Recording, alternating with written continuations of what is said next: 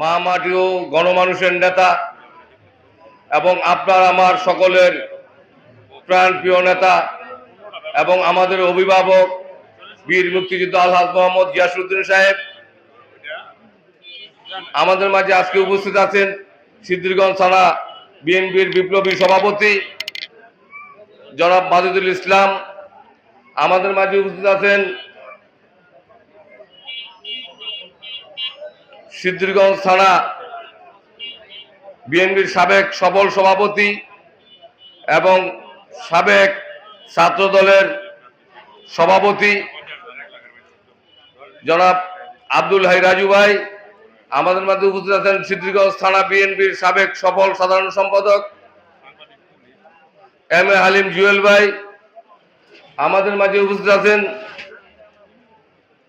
সিদ্ধিরগঞ্জ থানা বিএনপির সহসভাপতি এবং ৫ নং ওয়ার্ড বারবার জনগণের বোর্ডে নির্বাচিত কাউন্সিলর এবং বীর মুক্তিযোদ্ধা আলহাজ মোহাম্মদ গিয়াসউদ্দিনের সুযোগ্য সন্তান জি এম সাদরিল আমাদের মাঝে উপস্থিত আছেন।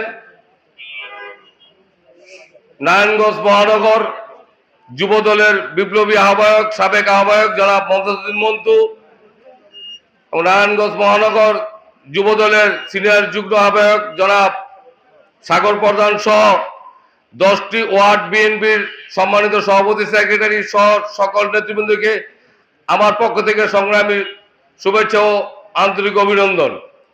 যেহেতু বক্তব্য সংক্ষিপ্ত, এই সংক্ষিপ্ত বক্তব্যের জন্য আমরা বারবার বক্তব্য দিতে পারি না। আমাদের বক্তব্য আসলে সংক্ষিপ্ত হয়ে যায়, এই জন্য মন প্রাণ দিয়ে কথা বলতে পারি না। এই জন্য আমি সিদ্ধিরগঞ্জ থানা বিএনপির এবং এই অঙ্গ সংগঠন এবং 4 নং ওয়ার্ড বিএনপির সভাপতির কাছে অনুরোধ করব যেন আমাদের 4 নং ওয়ার্ড বিএনপি যেন আমাদের একটা কর্মী সম্মেলন ডাকে, কর্মী সভা ডাকে এবং সেই কর্মী সভায় সকল কর্মী নেতৃবৃন্দ এবং নির্যাতিত নেতা কর্মী আমরা বক্তব্য শুনতে চাই। সেই অনুরোধ করে আমি আমার ওয়ার্ডের সভাপতিকে বলতে চাই যে অতি শীঘ্রই যেন আমাদের একটা ব্যবস্থা করে আমাদের মিলন মেলার মতো যেন আমরা সকলেই সবার মনের আবেগের কথা বলতে পারি। প্রিয় সংগ্রামী বন্ধুগণ, আপনারা জানেন আপনারা কি কারণে উপস্থিত হয়েছেন। আপনারা সকলেই এই জায়গায় উপস্থিত হয়েছেন আমাদের অভিভাবক বীর মুক্তিযোদ্ধা আলহাজ মোহাম্মদ গিয়াসউদ্দিন সাহেবের বক্তব্য শোনার জন্য। তারপরে যেহেতু আমাদেরকে একটু সুযোগ দেয়, এই সুযোগের জন্য আমরা দু একটা কথা হয়তো বা বলতে পারি। আমার মূল কথা হইল যে আমরা 16-17 বছর যারা আন্দোলন সংগ্রামে ছিলাম, জেল জুলুমে ছিলাম, রিমান্ডে ছিলাম, তখন কিন্তু অনেকে আমরা কাছে পাই নাই, কাছে পাইনি। আজকে আমার বাম পাশে একজন লোক দাঁড়িয়ে আছে এবং আজকে যারা আছে অনেকে নির্যাতিত। আজকে এমন একটা লোক আমার পাশে দাঁড়িয়ে আছে বাম পাশে, যার নাম হইল আকবর হোসেন, থানা বিএনপির সাংগঠনিক সম্পাদক। মানে নারায়ণগঞ্জে যদি সর্বোচ্চ মামলা হয়ে থাকে, এই মামলার মধ্যে একজন আকবর, একজন আছে আব্দুল হাই রাজু এবং আমি আরেকজন। আমরা সবসময় রাজপথে ছিলাম, আন্দোলনে ছিলাম আমরা। এবং আপনারা যেমন বিএনপিকে ভালোবাসেন, আমরাও বিএনপিকে ভালোবাসি। আমরা বিএনপিকে ভালোবাসতে গিয়ে আমরা 17 বছর আমরা এত অতিষ্ঠ ছিলাম, এই ফ্যাসিস্ট সরকারের রোষানলে ছিলাম আমরা যে আমাদের অস্তিত্ব আমাদের বিলীন করে ফেলছিল। আমার নাম আমি ভুলে গেছিলাম, এমন অবস্থা করেছিল এই 16-17 বছর। লাস্ট মোমেন্টে যখন ছাত্র জনতার আন্দোলন চলছে, সেই সময় আমাকে বাসা থেকে ধরে নিয়ে এই আকবর আর ওই হীরাকে খুঁজছিল। এমন অবস্থা ছিল যে 3 জন একসাথে চোখ বেঁধে মনে হয় যে আমাদের করস ফেয়ার দেবে, এমন একটা তাদের মুভমেন্ট ছিল। এবং আমাকে নিয়ে আকবরের বাসায় গেছে। আকবরের বাসায় যখন যায়, তখন আকবরের বাড়ির গেট ভাঙে, তার বিদ্যুতের লাইন সহ সংযোগ বিচ্ছিন্ন করে, এমন একটা অবস্থা। হীরার বাইর দিয়ে গেছে। তারপর আমি লাস্ট পর্যন্ত বললাম যে স্যার আরেকজন আসামি আছে, আমি ওরে চিনি বালা কইরা। কয় কে? আমি স্যার জালকুড়ি। কয় চল তেলে। পরে আমার জালকুড়ি নিয়ে গেছে, আমি কবরস্থানে নিয়ে গেছি তারে। পুলিশ প্রশাসনে তারা আমার সাথে 3 গাড়ি 4 গাড়ি পুলিশ, আমি জালকুড়ি কবরস্থানে নিয়ে এসে বলছি স্যার এই দিন একজন আসামি শিয়ার হয়েছে। কয় এটা কবরস্থান। পরে আমি বলছি যে ওনার নামে তো মামলা হয়েছে। উনি জেলখানায় আমাদের সিদ্ধিরগঞ্জ থানা বিএনপির ভারপ্রাপ্ত আহ্বায়ক ছিল জনাব আলী হোসেন প্রধান। উনি মারা গেছে জেলখানায়। ওই সময় আমিও জেলখানায়।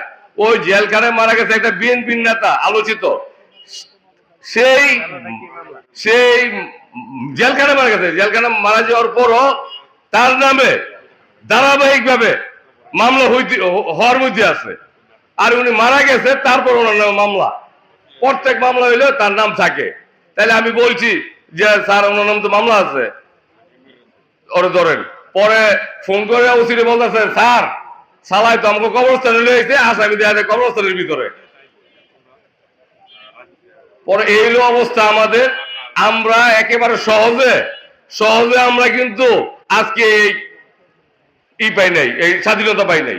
আমরা 5ই আগস্ট যে দ্বিতীয় স্বাধীনতা আমরা পেয়েছি, আসলে রক্তের বিনিময়ে পেয়েছি। আমাদের বিএনপি হাজার হাজার নেতা কর্মী গুম খুন হয়েছে, আপনারা জানেন। আপনারা ভালো করে জানেন আমাদের হাজার হাজার নেতা কর্মী এই গুম খুন হয়েছে। আমরা প্রত্যেকটা নেতা কর্মী, এই যে এই লোক আমাদেরকে জেলখানার ভিতরে একটা জেলখানা বানিয়েছিল। কিরম জেলখানা? যে আমাদেরকে 24 ঘন্টা লকআপে ভরে রাখছিল। প্রিয় সাথী বন্ধুগণ, আমাদের 1 মাস জেলের ভিতরে জেলখানায় বন্দী করে রাখছিল। আমাদের সাথে কোনো আত্মীয় স্বজন এবং কোন বাপ মা ভাই বোন কারোর দেখা করতে দেয় নাই।